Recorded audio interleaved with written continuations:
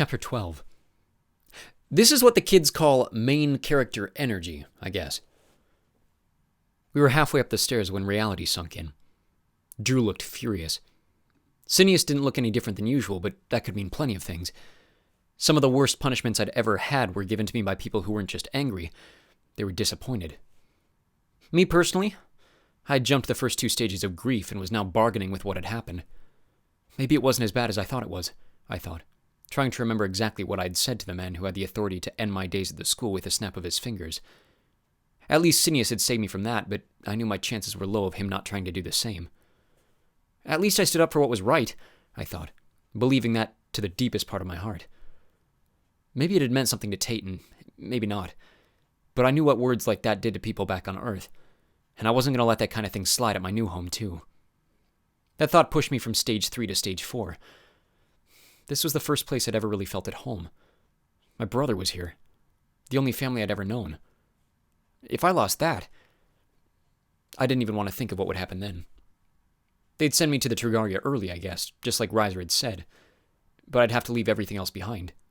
Magic, Logites, Kava, my brother, my friends, my Athros. I even thought I might miss May Whitewren. That was how much this place meant to me now. We reached the bright blue door of Cineas' office. He didn't need a key to get in, the way Drew had done before. It opened automatically as we approached. My depression took a quick back seat as I was distracted by the new look of the inside. The massive ruin had blown me away before, but even then I'd been more concerned with meeting my brother. Now, given the fact this might be my last time ever getting to set foot in his office, I let myself take it all in. Before, gold curtains had covered the space in the walls that weren't taken up by columns or bookshelves or paintings. We were so high up in the school I figured there were windows behind the curtains, but I couldn't have been more wrong. Now that they were opened and pulled to the side, they released branches of magical water, which flowed over us in waves that rippled light across the floor, stretching over our heads like the roots of a giant blue tree. Swimming through the tunnels of water, hundreds of alien fish bounced from wall to wall, some in colors I'd never seen. I was shaken out of my fascination by Cineas, who whispered a word in the old language, and one by one the curtains closed, forcing the fish to swim back to the walls as the tendrils of water shrunk away above us. "Sit," he said, his voice cold. With another flash of his golden wand, a circle of 3 black chairs shimmered into being in the middle of the floor. I did as I was told, and Cineas joined me, but Drew stayed on his feet, pacing back and forth behind his empty one. "I suppose I should formally introduce myself," Cineas said, still serious. "Zionel Cineas, Professor of Logit's Academy of Khan and Duin Studies." He shook my hand, which was not something I'd experienced much of since coming to Selenia. "I know who you are," I said, not meaning to sound as snotty as it came out. "That doesn't mean manners need to be put aside," he said. "Are you going to expel me?" I asked in a hurry. His silence made me uncomfortable. Cineas took a deep breath, then looked at Drew, who was still walking back and forth nervously behind his chair. It felt like minutes went by before he finally turned back to me and said, "No, Eric, I'm not going to expel you." The words were the ones I was hoping to hear, but the way he said them made my worry stick. Something else was happening, even if I wasn't getting expelled. Something bad. Neither of them spoke again, and after another minute of waiting, I finally said something to break the silence. "So, what's the matter?" Drew snapped, like he'd been waiting for me to ask something stupid. "What's the matter?" he said. "Eric, are you blind?" I looked down at my hands, confirming my answer. "No," I said, trying to keep the tone of the room light. It didn't work. "Well then," Drew said, his anger only getting worse. "What are you, stupid?" "Drew, calm down," Cineas said, turning his eyes back to my brother. "How could I calm down?" Drew yelled. "He almost exposed everything. He could still expose everything. If today was any indication, he won't know when to shut his mouth at his hearing. Then what kind of trouble will we be in?" I stood to my feet and raised my hands in defense. I told off a bully," I said. "What's the big deal?" "The big deal is you could have gotten yourself killed," Cineas said. "He wasn't going to kill me," I said. "Those soldiers were just for show." Drew stepped toward me. "Arrested then," he said. He looked at me with crazy eyes. "They could have taken you. They could have tortured you for information." "What information?" I asked, feeling my heartbeat get bigger with every breath. Then I thought I understood. "Look, if you two are part of something big to get rid of the Emperor, then I'm all for it. You don't have to worry about me turning you in." Cineas smiled, almost laughing. Eric, if that was really what we were worried about, you never would have made it into my office, he said. Well, if that wasn't what they were worried about, then what was? I wondered. I don't understand, I said, nervous. Good, Drew snapped. The less you know, the better. I opened my mouth to speak, but it was like the closing curtains had pulled the moisture from it, too. I flicked my tongue around my teeth, finding the courage to speak again. If I don't know anything, then how can you be upset with me? I asked. Cineas nodded, then turned to Drew. He has a point. Because you don't know what's at stake, Drew shouted. It was the first time I'd ever been really scared of my brother. He stared at me like he might do anything to keep whatever secret they were hiding, even if that meant something bad for me. He looked at Cineas, who had his bottom lip curled into his teeth. We have to tell him, Cineas said. We can't tell him, Drew shouted again. It's too important. That's exactly why we must tell him, Cineas said, turning to me. If we don't, everything we've worked so hard to keep could fall apart. I took a deep breath. Even in the warmth of the office, I was shivering. Tell me what? I asked, uncertain.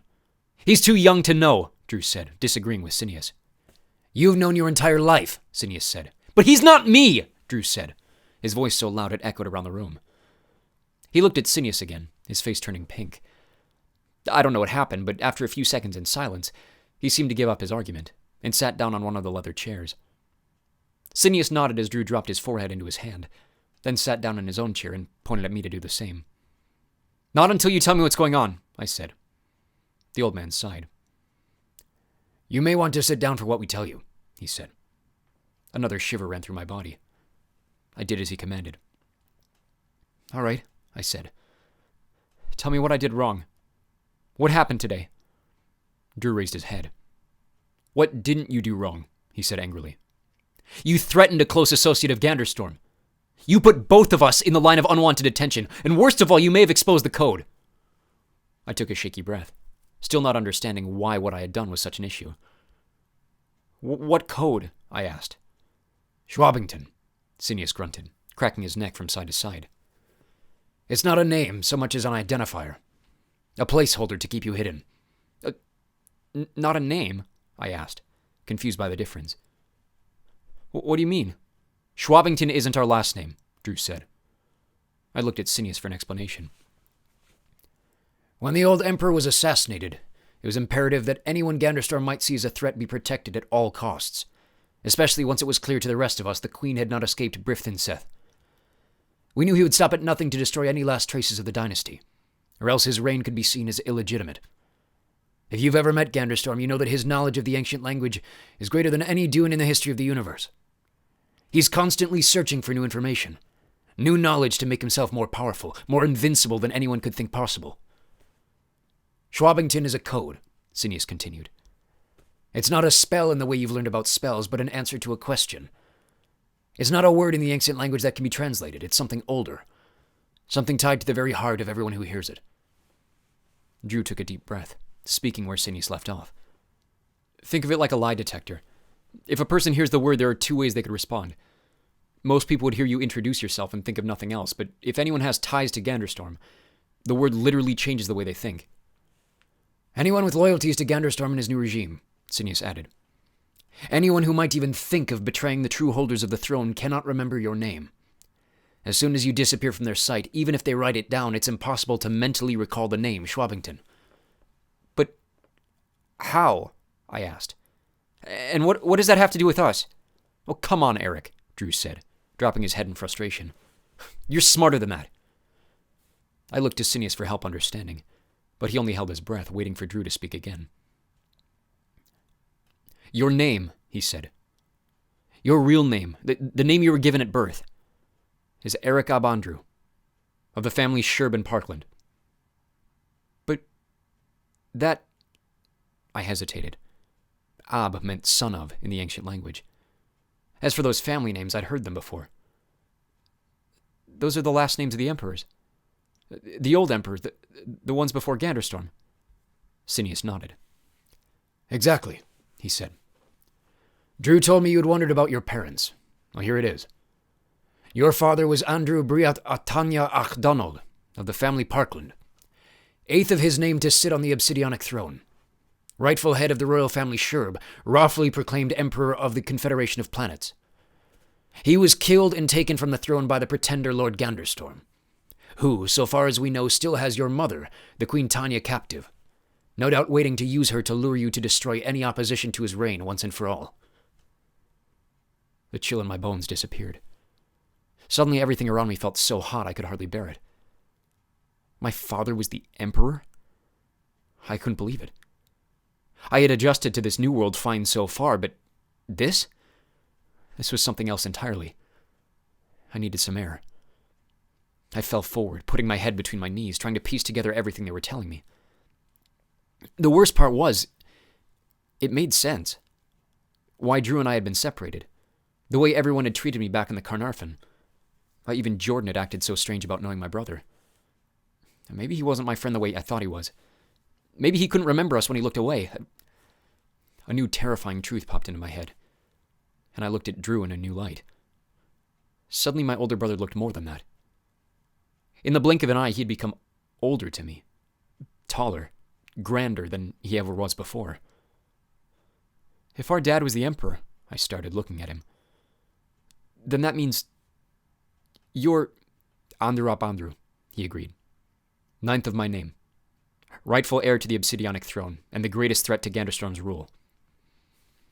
I stopped breathing again. My brother was a prince. Wait a minute. I was a prince too. In a world without Ganderstorm, Drew would be the emperor of the entire universe. Actually, in a world without Ganderstorm, our father would still be alive, and I never would have grown up without my family. The thought replaced my fear with anger. Now you understand, Cineas said gently. You speaking back the way you did, it not only puts yourself at risk. Thousands of systems are secretly still loyal to the royal family, afraid to speak up or lash out against Ganderstorm out of fear of his knowledge of dark magic. I risk the entire future of the universe, I realized. Drew grunted.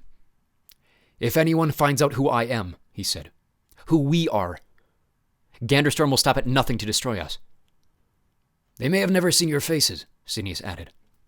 But the 4 of you are the inspiration for those thousands of loyal systems who have yet to give up hope that Ganderstorm can be stopped.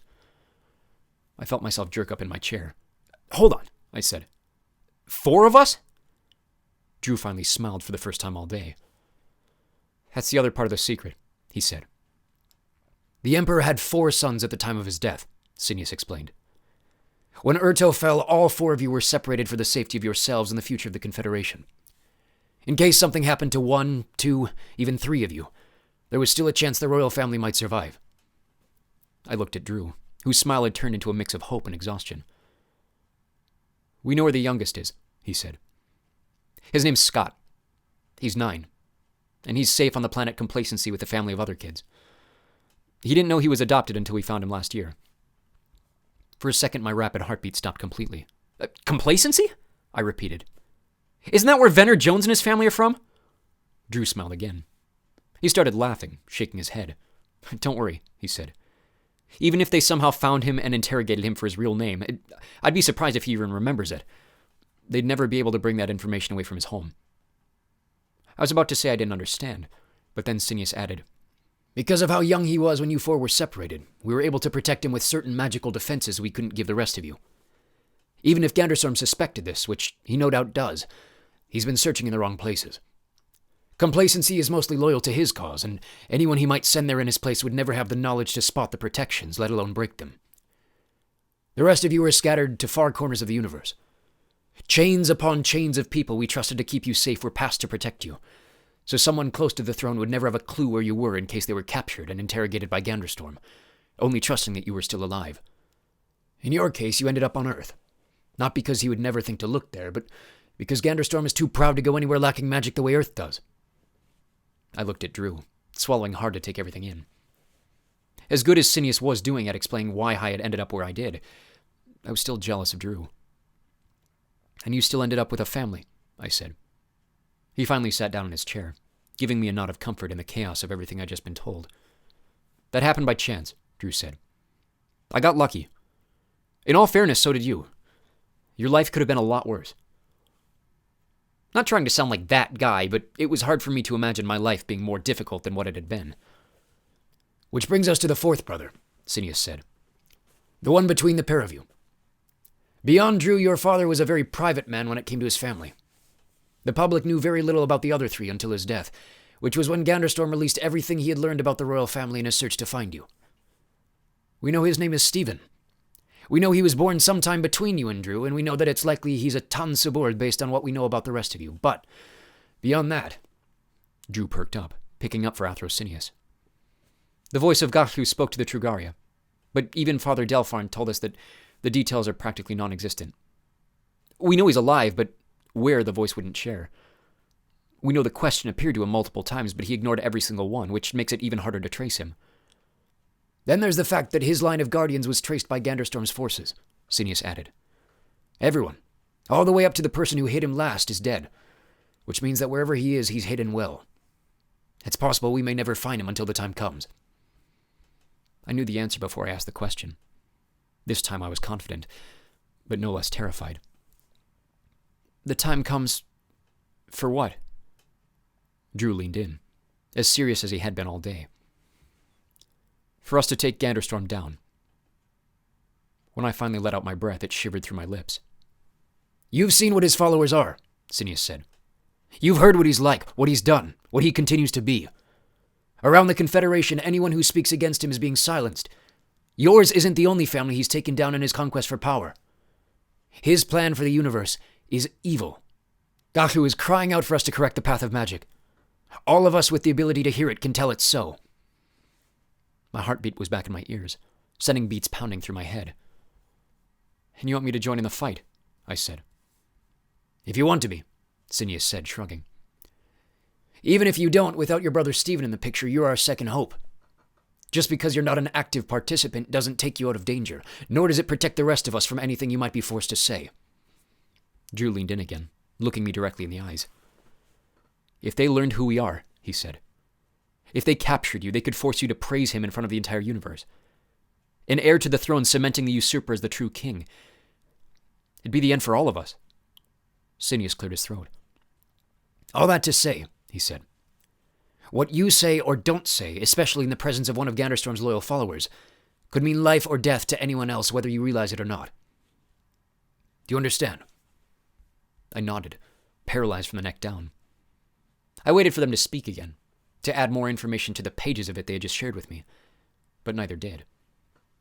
Another minute passed, the only sound beyond my heartbeat coming from a giant metal clock floating in the back corner of the room. Losing feeling in my feet, I stood up. They both just stared. So, I said, I'm not sure where the burst of confidence came from. You're telling me Ganderstorm killed my father, the Emperor, forcing me and my 3 long-lost brothers to disappear to separate ends of the universe, protected by our fake last name, but you have no idea where our last brother is, only that he's alive and not answering your calls. Then, you're hearing a magical voice tell you it's our destiny to take down the guy who killed our dad to make everything right with the universe again, and even if I don't want to, you think I should learn to keep my mouth shut in order to save someone else from being punished for something I might accidentally say. Is that right? Drew and Sinius turned to look at each other, and after another minute of awkward silence, they both nodded in agreement. More or less, yeah, Drew said. Are you all right with that? Sinius asked. I put my hands to my head, ready to pull my hair out. All I could do was laugh. Do I have a choice? I asked. Again, Sinius looked at Drew, but this time the silence only lasted a few seconds. At this point, no, Sinius said. But destiny doesn't necessarily put an end to your free will. Whether you help or not, prophecies will be fulfilled, and the path of the universe will go on as the Gahlu directs it. That's the way it's always been. And it's the way it always will be.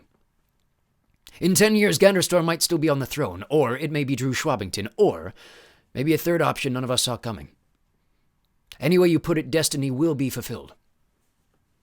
I saw Drew take a deep breath and swallow a thought. I guessed I had looked a lot like that for the past hour. Are you all right? He asked, standing to his feet.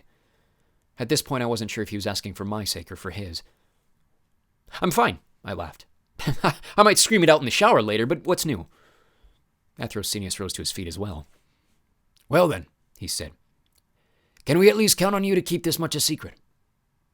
The question was ridiculous. Anyone who really knew me should have known my answer. Are you kidding? I asked, turning to my brother. I don't care what I have to do. If it involves protecting my brothers, I'll do whatever it takes. I turned back to Athrosinius, When do we start?